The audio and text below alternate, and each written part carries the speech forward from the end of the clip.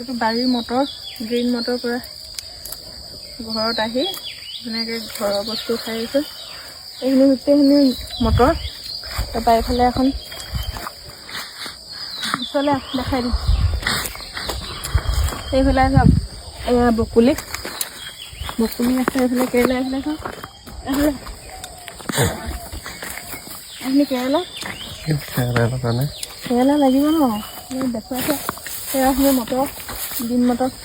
সেই মটৰহে লাগিছে। কিন্তু বান্ধা নাই, ইমান সৰু হৈ আছে, পানীটো অকণমান কম দিছে নি। টিকলি খাব পৰা হোৱা নাই, টিকলি।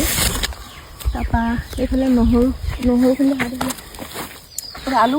আলুখিনি খান্দি চাওঁচোন। এইটো হেৰি আলুটো, ঘৰুৱা বুলি কয়। এইটো কি বুলি কয়, এইটো আলুটো ঘৰুৱা আলু ইমান ডাঙৰ গছে দিছে নাই। এইখিনি এতিয়া খান্দি পেলাই এগালমান লৈ যাম, পুৰি খাম ইয়াতে ধুনীয়াকৈ ডাঙৰ হৈছে। বজাৰত এইটো একদম আমাৰ লখিমপুৰততো হেৰি কেজিয়ে 40 টকা 50 টকা লয়। এইটো বহুত ডাঙৰ হৈছে। গোটেইখিনি এতিয়া খান্দিম আৰু 2টা পাতিমান খান্দি পেলাই লৈ যাম। এইফালে দেখাই দে কিমান আলু, গোটেইখন আলুৱে। সেয়ে আমাৰ ঘৰৰ পাছফালটো ঔটেঙা 2টামান লৈ যাব লাগিব আশা কৰিবলৈ।